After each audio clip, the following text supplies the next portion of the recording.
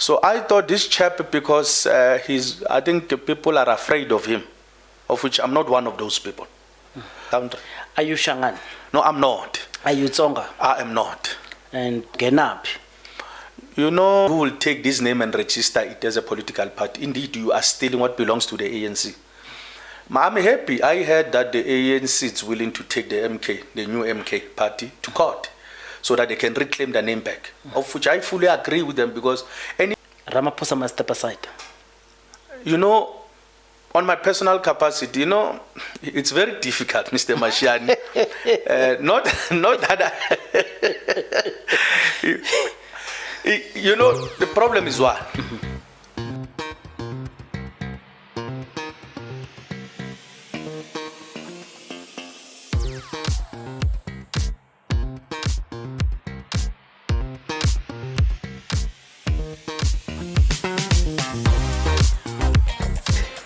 Tell us who you are, where you come from, and why you felt the need to come in defense of what people called the Julius Malema response on Ngizwe. Thanks, Mr. Mashiane. My name is Taelo Letladi William Mzwan. I originally come from Limpopo, in a village called Rampashel. It's a small village called Mashid. So I did my primary there, in Mashite Primary, went to Bijem Primary. I then left in 1998 when I came in Gauteng to complete my primary in a school called Tama Primary School. Then went to Zitikeng Secondary School. Subsequently came to Pretoria, in Tshwane University of Technology in Soshanguve. Sure. That's where I did my BTech in public management. Okay. So I think I felt... Who were your contemporaries there? Who were your contemporaries? Who did you go to your higher education with? Comrades that I've been with. You want the ones that are famous currently? No. The one that you think were very key in your high school political. There's a comrade called Santos Pukunzi. Okay. He comes from Velcom. I think he's the one, by the way, is the one who introduced me to the ANC Youth League politics. Okay. Because by then I was leading a structure in Faculty of Humanities. So I led that structure as the chairperson. So now I was leading with Santos Pukunzi, and who introduced me to the ANC politics. And he felt there's a need for me to join the ANC Youth League. But he said, join this thing and you will learn. And indeed, through him, and as well as a comrade called Shuzi, who became the president of the SRC, I've been with him. And there's a comrade as well whom is now part of the SACP, Young Communist League as well, called Khabo Marif. And there's another comrade who's an academic called Dr. John Molebo. He comes from Soshanguve, by the way. Okay. So I've been with them, these comrades in Soshanguve. We have learned a lot from each other. So I think they had a huge positive impact in my life, teaching me politics as well, but also how to deal with the issues of the students in general, because my responsibility was to ensure that students are happy, but as well as to ensure that the faculty respond to the issues of the student, because there were those who were not satisfied with how lectures they treat them, but equally as well there were lectures that were not happy with how some of the students will talk to them. So it was a problem, but we ended up resolving those issues. So are you a member of the ANC? Indeed. Okay, which branch do you come from? I'm from Ward 7 in Opankadimeng branch. It's in Tembisa. It's led by a comrade, an old comrade who was very capable, and so that's where I belong. I've led the ANC Youth League in that branch. I've been a chairperson of the ANC Youth League in that branch. I've also been a branch secretary of that branch as well on the ANC Youth League until I graduated. Currently, I'm just an active member. I'm not part of the BEC, but I participate in the politics of Ward 7. Thank you very much. Paint us a picture. When you had Ngizwe speaking all those, and it's very difficult for us to translate what he was saying to non-Nguni speakers who don't understand what he was saying. When you heard it, what was the thing that came to your mind first? Remember Ngizwe has always been on the media or public platforms. Number one, for insulting people. So my question was that, why? And some of us, Mr. Mashian, we respect the elderly. So I took him as somebody who's a senior to me. But my question was that, what warrants him to insult these people? What have they done to him? Of which, through my investigation, there's none. I remember he once insulted this DJ Tira at some point. And my understanding is that they are homeboys. Why would you insult somebody who comes from your province? And the then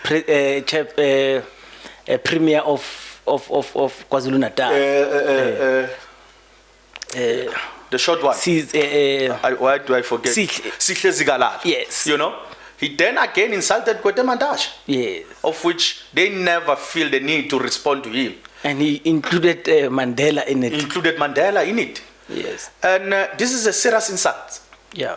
Because my understanding, I've seen him, he portray himself as somebody who comes from a royal family. Or maybe who belongs to the Zulu royal family. So, if indeed there was something wrong about these leaders, why can't you raise it in right platforms to say, I was not happy with what the premier did. I'm not happy with what the current chairperson of the ANC did. But you saw the need for you to go in a public platform and insult them. So it was very irritating. And I said, because I'm younger than him.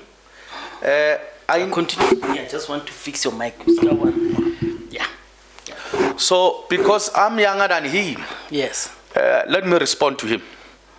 So that's the need. And as well, and how he spoke about the Changanis. When he was speaking, when he was responding to Malema, and he was saying, Malema can bring all those Shangans, whatever. So he says, we are not Machangan. So Malema will bring all these Changanis. Now, we are speaking about people who belongs in this country. Are you Shangaan? No, I'm not. Are you Tsonga? I am not. And so people say, when I get up. Mr. Mashiane, we are a democratic country where no one should feel neglected or outside, and nobody should be belittled. No culture should feel belittled. So I thought this chap, because I think people are afraid of him, of which I'm not one of those people. So I saw a need for me to defend those people who come from Limpopo as well, but to make sure that whatever that is perpetuating tribalism, let it stop. So it's not about defending only the Changanis as well, but we want to send a message to this chap to say, as much as we respect the Zulus, can you please do the same with other cultures, so that we become a rainbow nation as we are currently. So we can't allow a country that has been fought for to be destroyed by this chap, who, for me, he's very useless. Because really, why do you insult the Changanis? What have they done to you? By the way, some of these Changanis have played part in ensuring that this country, it is where it is today. So why would you insult them? So that's when I said, enough is enough. Let me do a video. Whether I will be a threat or I'll be at a risk, let it be. But as long as the message has been conveyed. They say, the people who defend them, they say, for Nguni people and for Amazulu in KwaZulu-Natal in particular, when they refer to someone as Ishangani or Umshangani, they are saying something that is foreign to an extent, and I want to put a disclaimer, I could be missing these translations badly, but it is for you to educate us. So to an extent that whenever they use it in a context that says someone who doesn't speak or who's not from them. They call it a Shangaan. More like the Jews will refer to someone as a Gentile. More like the old Arabs would call someone kafir, who is not amongst them. So in this context, I'm not sure in which way he was saying it, but I do understand that Amashangaan and Tsonga people caught strays whenever he said it. If the context for him, he was meaning foreigners, because Julius Malema has been linked to him defending foreigners. Do you still blame him? Yes, I do. Okay. You know, I won't entertain the issue of Julius and the foreigners as to borderless and what also he spoke about the passport and yes, and all those things. But for him to say the Shangaan, while he knows very well that in South Africa we do have that culture, it's wrong. Because it means even if you are saying, you are referring to the foreigners, then initially you are saying even the Shangaanis are not part of this country, because you included them as part of the foreigners. By mentioning the Shangaani totally, you are saying, as if indeed he was referring to the foreigners, then automatically you are saying the people from Guyana and those who come from Bush as well, because some are Shangaanis. So indeed it's a foreign. We shouldn't even allow it to be that way. In anyhow, now by the way, who is he to say people should, when they shouldn't come to KwaZulu-Natal, or they shouldn't go to KwaZulu-Natal? By the way, they should seek permission through him. Yeah. Who is he? Who is he in KwaZulu-Natal? KwaZulu-Natal, it's a province that it's run by ANC. It has its own structure, a premier as well. It also has its own kingdom, where one will say, if indeed I were to go to that province and seek for permission, I would definitely go to the Zulu kingdom. He's not part of that. He claims to be the leader of, what they call this? Amaping, of which we don't know, by the way, because he's just been all over the media saying he's the leader and he's been recognized by the kingdom. So I still don't support the narrative that even when he was saying the Shangaani, he refers to the foreigners. But why would the foreigners as well be referred as Shangaanis? So I think he should learn how to speak, especially if indeed he referred to himself as a leader. Because he is no longer going to lead these Zulu people in KwaZulu-Natal only. As much as we have Zulus here in Gauteng, we have Zulus that have married the Shangaani people. So automatically, what are you saying to the Zulus that have married in Guyana and in Bush? So I think for me, it's totally wrong of him to even say the Shangaanis, even though he's referring to the ones that come from other countries. Two things before I come to the MK party, of which people say he represents. I'm not sure. So number one, JAC Motors, as we speak today, so today is, what is today's date, 29th? 28th. So today is the 28th. JAC Motors will sit with certain stakeholders who have called JAC Motors to say, you are represented by this chap who is your ambassador, because you have gifted him a motorbike branded with your company details and his names. We want to sit down with you just to check if you are also promoting this tribalism. And JAC Motors wrote a letter, then I'll put it here for those who don't know. You can pause to read all of it. They said, I underlined one thing in particular. They said he is not their brand ambassador. And I was worried, because the pictures that we have that people are seeing on the screen, they have him receiving the car with his names. I don't know which one is Photoshop, which one is faked. So one thing in particular, if the today's outcome, JAC Motors comes out to say, we are revoking the relationship that we have with you, it would be in a way that he is cancelled. So I want to ask you, if he is cancelled, you would have been part of those who have put the matches on his fire and to lit him up. Would you be proud? Definitely. You'll be proud. I'll be very proud. You know, Mashiane, man, tribalism is a disease. Man. It's very dangerous. Very dangerous. And it can create conflict.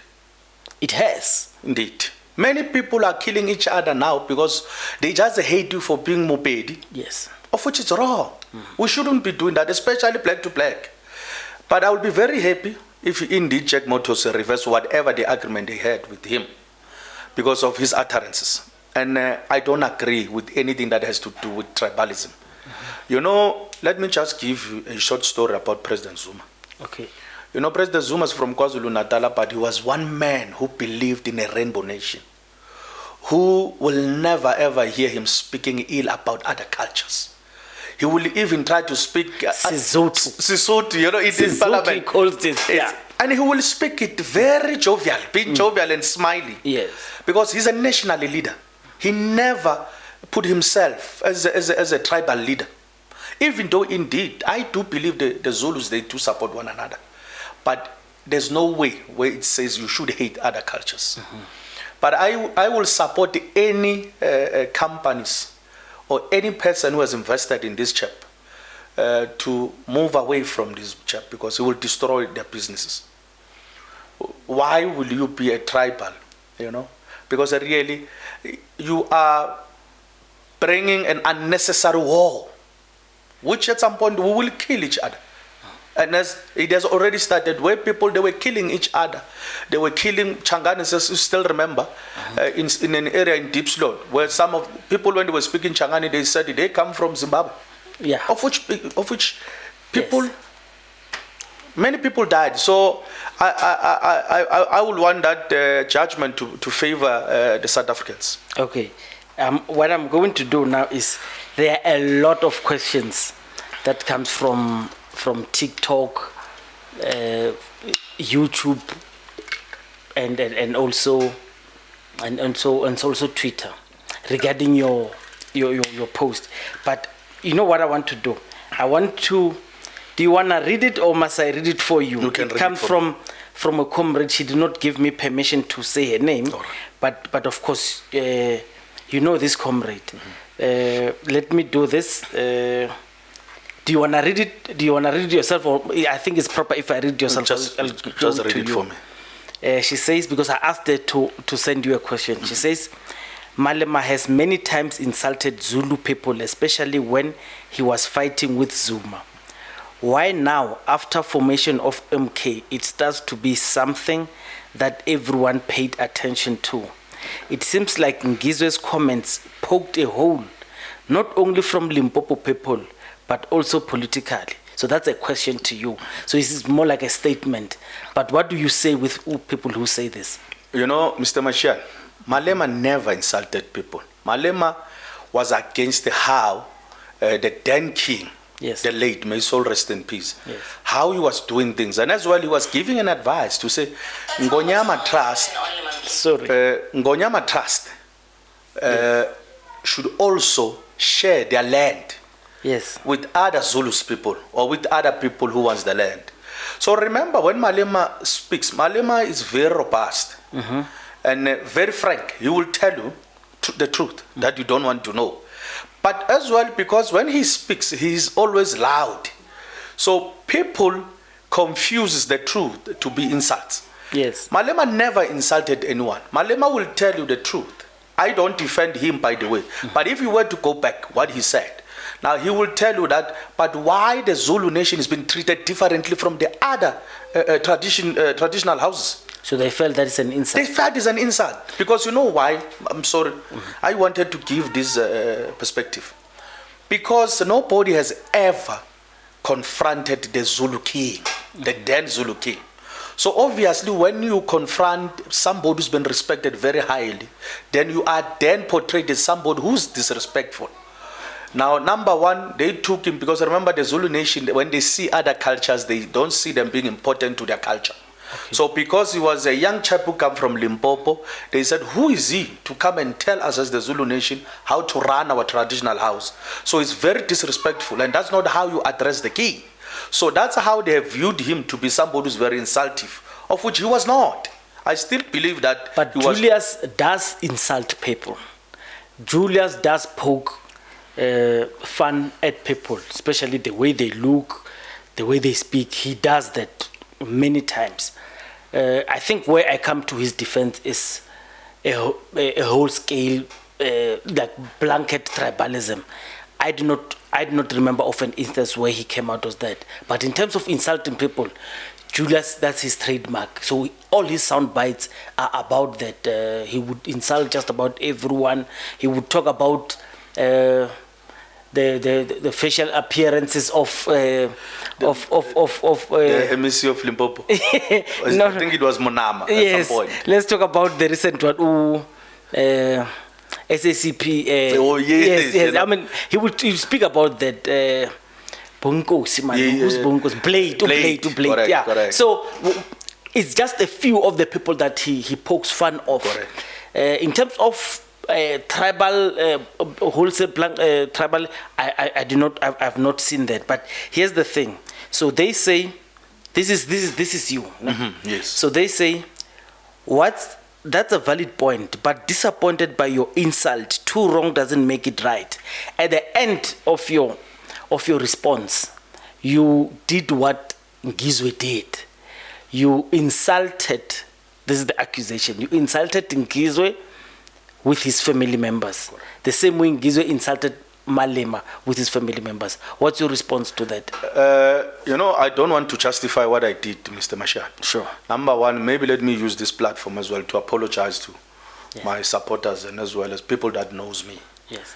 But, when you are angry at some point, and I felt, because this chap insults is something that he understands more better, let me insult back. Of which, indeed, as you are saying, two wrongs does not make it a right. Mm-hmm. So, I fully apologize and take a blame for me for insulting him, but I still believe that he needed to hear that insult, especially from somebody who's younger than him. Because he's been doing this thing to people that are older than him, and some maybe he's more, I think he's on the same age with the Tira and Malema as well. Mm-hmm. But I said, it's good when somebody responds to you. But why did he insult Malema? They were shaking their hands in the stadium recently. Yes. Now all of a sudden you insulted this man. So hence I'm saying, I think he's a rented chap that goes around insulting people, and he's been paid to do so, whatever that might be.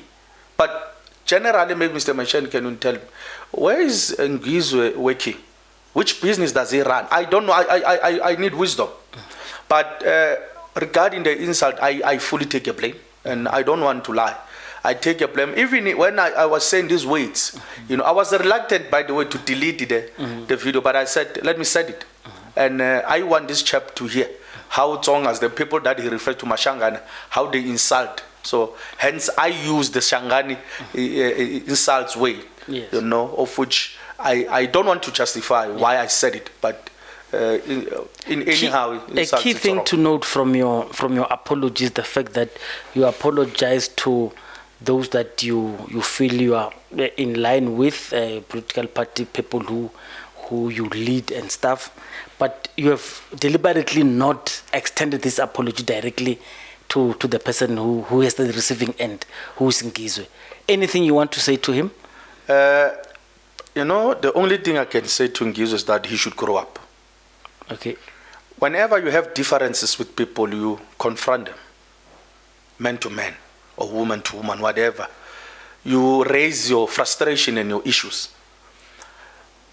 Definitely they will give you the reason why, But when you go in a public platform, number one, these people, how I don't agree with the politics of Gwede Mandash, I can't go on a public platform and insult him.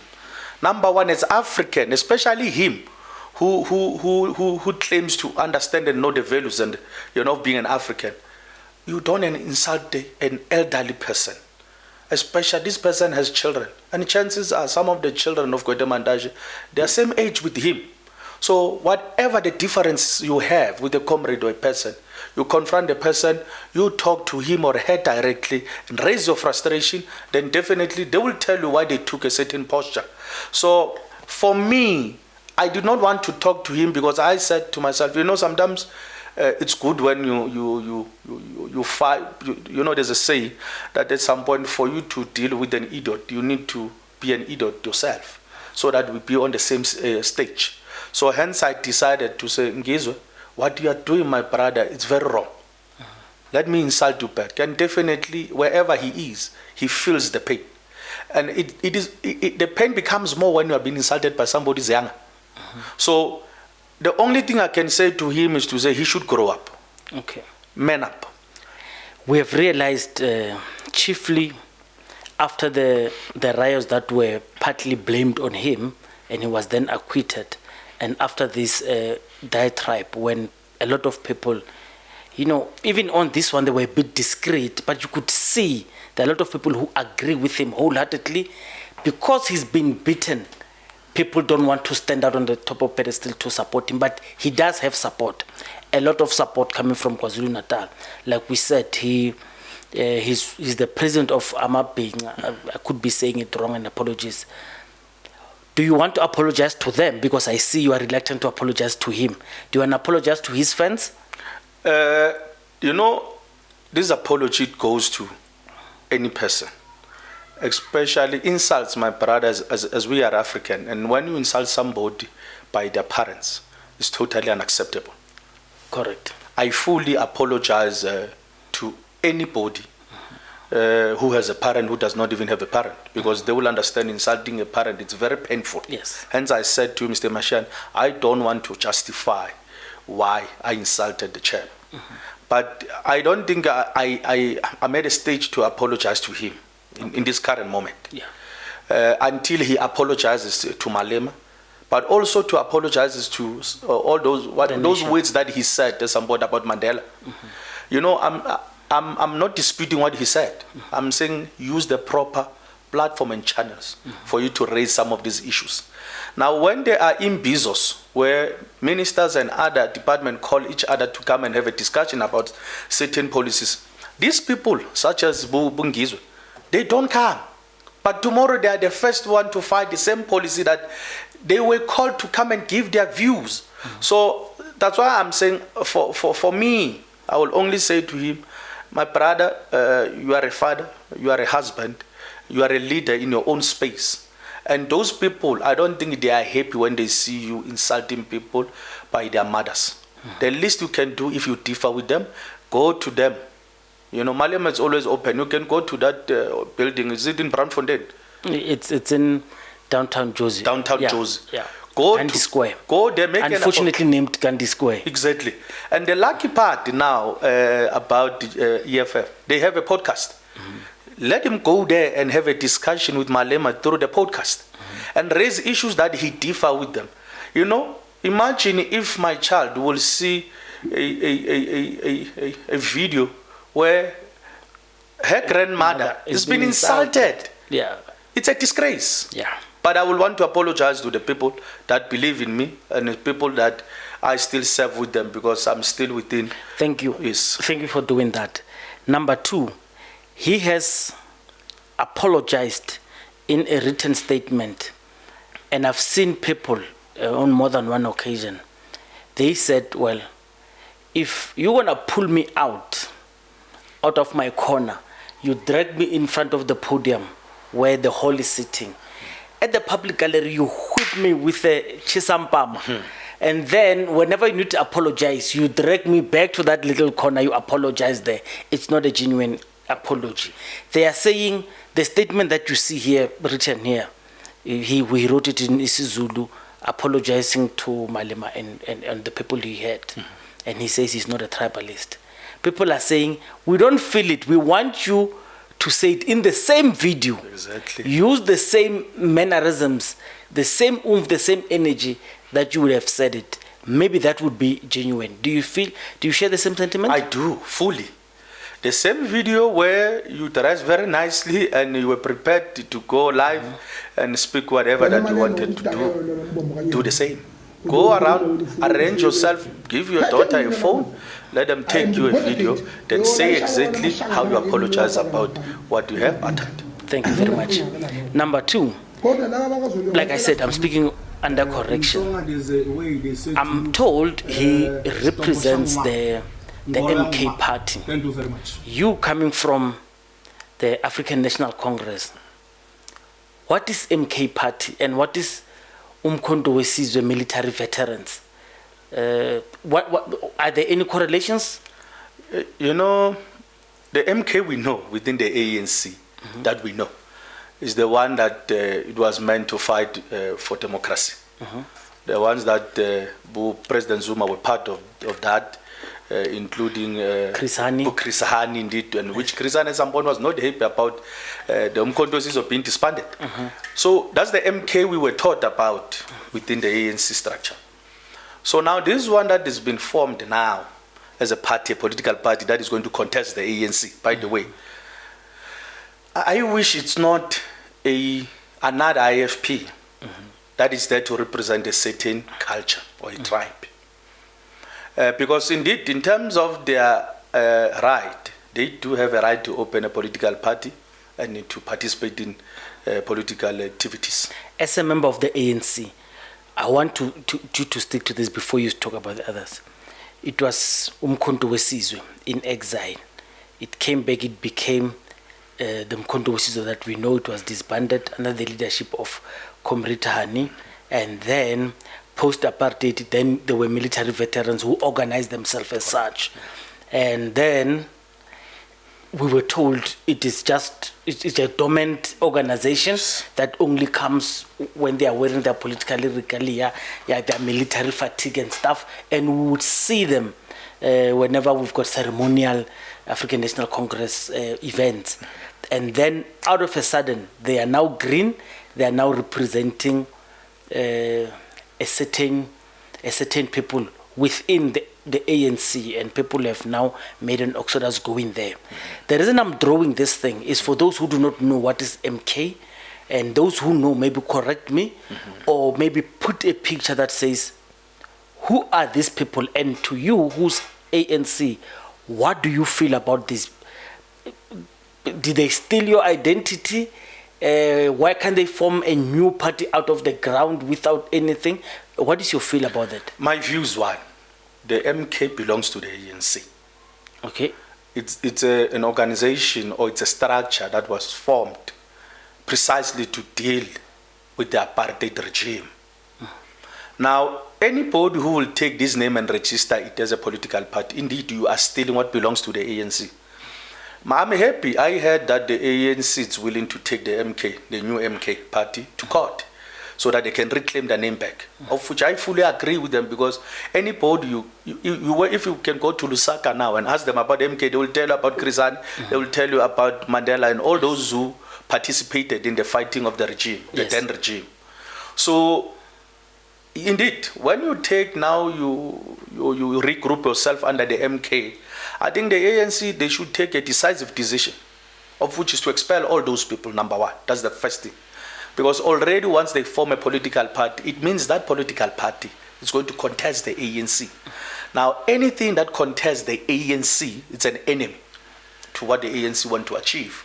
So I'm happy, and we'll see as to whether the SG and other officials within the ANC are pursuing this legal course of taking MK to court so that they can reclaim their name back.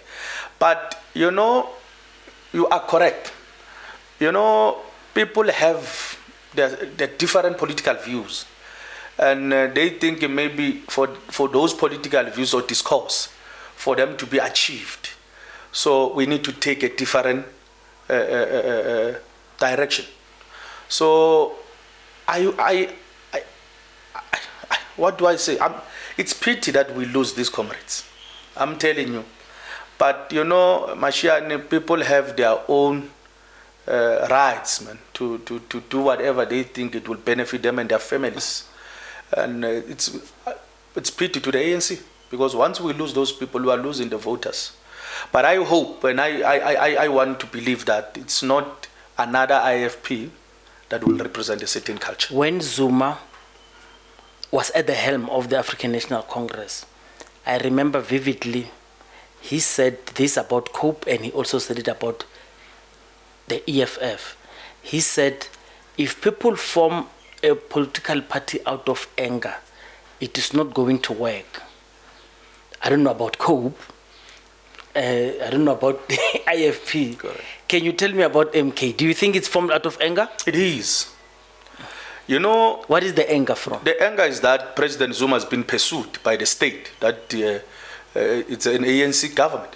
So he wants the ANC people to protect him. Correct. Now, for him, whatever the court, the legal issues that he's fighting currently, on his view is that I'm being pursued by Cyril Ramaphosa here, who is the current president.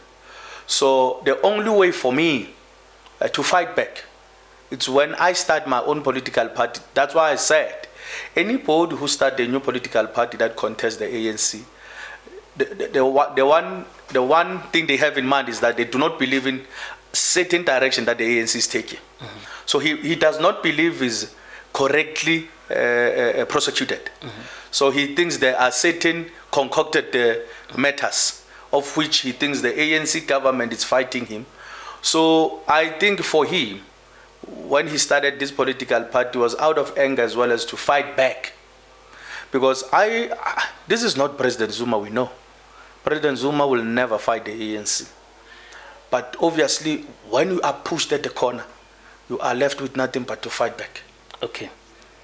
People are saying, you read the constitution of the ANC, you see clearly that Jacob Zuma, a senior member of the African National Congress, a veteran, he has deliberately gone against the constitution. I don't know which clause in the constitution, to push the Secretary General to call him to a disciplinary hearing or even risk firing him because he does not want to, by himself, by his own accord, voluntarily leave the ANC. He wants Fikile Mbalula to poke him and remove him out of the ANC so he can get public sympathy like he got when President Mbeki removed him from the presidency. Mm-hmm. Is that an old tactic of Zuma that is coming back? Indeed. You know, I really don't support this thing of him starting a new political party. Because, you know, President Zuma as well will advise many comrades to say, fight within the structures, regroup, mm-hmm. go back to these meetings and fight back. Mm-hmm. So now, why are you now starting a party that is going to contest the ANC while you can still fight within the space? So indeed, what he does is just to push the ANC to say, no, push, expel me. Yes. Because once you say to the public, I'm not going to vote for the ANC, then it means you are saying the public that supports you, so they should vote for a certain political party, which is going to be the MK. Mm-hmm. Then why would you put that person within your party who goes in public mm-hmm. and says, don't vote for the ANC? Then it means that person is decampaigning the ANC. So the ANC will need to have a discussion come January when they have their own NEC and have a discussion to say, what do we do with such individuals? In closing, people who left the ANC to MK and people who are outside the ANC who are now seeing an opportunity with MK party, they say yourselves, you had a chance for 30 years, you have failed, and they say 2024 is their 1994. Anything that you want to say to rally them back into the Congress movement space? Correct. ANC is a big organization, my brother, Mr. Mashian. It's led by many different characters, which indeed, when they go and become mayors and whatever, MEC and ministers, they represent the ANC. But once they start stealing, that's not what the ANC believes in. And indeed, people say, but why are you not prosecuting these people because they have stolen? Now I can tell you, some of these people are very smart. There's nothing that you can trace to them. But you will know that for such... So these thieves are ANC thieves? Are ANC, they are members that are within. The state and the ANC itself is failing to... It's failing to deal with these people. But remember what the law says. Now, for you to prosecute me or maybe to put me in jail, you need to have a concrete evidence, empirical evidence against me. While that is pending, you want... I'm sorry to press you because it's because of time. Correct. While you are waiting for that, you have done what they call step aside. And when people are stepping aside, others are clearly seen being stepping aside. Correct. You say that that Pala guy, Ramaphosa, is not stepping aside. Yeah. What is your response to that? The stepping aside clause, my brother, should be discussed thoroughly. Currently, it looks like it has eyes. There are those who are not stepping aside because they are friends of those who are in charge. Okay. I think if indeed we want to, how do I say this? If we indeed want to clean the ANC or renew the ANC, we need to be fair to each other. To say, yes, indeed, you are my comrade, but this is what you have done. Yeah. So for the image of the ANC, I'm going to put you aside so that the ANC can still be seen as the leader of the society that still fight the interest of the marginalized one. In your personal opinion, no party influence, do you think Ramaphosa must step aside? You know, on my personal capacity, you know, it's very difficult, Mr. Mashiane. Not that you know, the problem is one. There are processes within the ANC that says you will be taken to an integrity commission. Yes. And the integrity commission will then have a report about a certain individual. So if the report comes back, it favors you, Mashiane. Who am I? Because in any organization, there are structures that you need to follow. Hence, you don't just fire a person. So Ramaphosa came good from the integrity commission. He came good. Do you understand? You are going to be seen as sympathetic to Ramaphosa, meaning that you are automatically against Jacob Zuma, and this is how people see you. Do you understand that? You know, not really. And do you understand the exodus from the ANC to MK party is chiefly based on that sentiment to say, but Ramaphosa is not being dragged, but Msholozi is being dragged. Do you understand that? I do understand. Okay. You know why I'm saying, you know, there's always a saying that within the ANC you need to be disciplined and follow the procedures.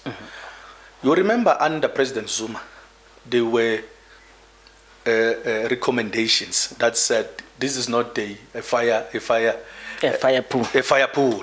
This is a swimming pool. Yes. Now he constituted a group of individuals to look. You know, the report came back in his favor. Yes. Hence, at some point they said, no, the report is back and it says that is a fire pool. Yes. Similar thing is happening under President Cyril Ramaphosa. There's a commission that says, it's within the ANC, that says, no, there's nothing wrong here, There's a report that comes from the public protector that says, no, we haven't found him wanting, you know, all these things. Yes. So, indeed, my personal view wouldn't matter, Mr. Mashiane, because if there's a structure of ANC that oversee anything within the party, and it says to you, Mr. Mashiane, you are clean. Indeed, you are clean.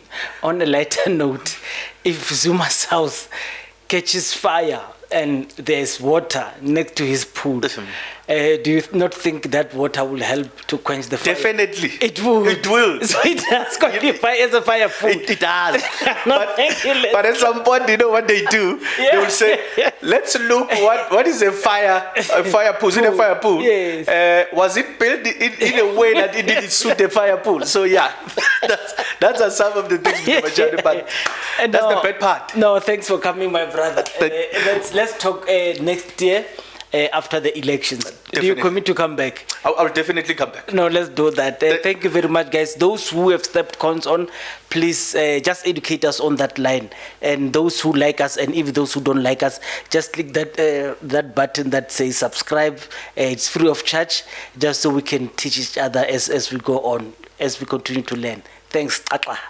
Hola.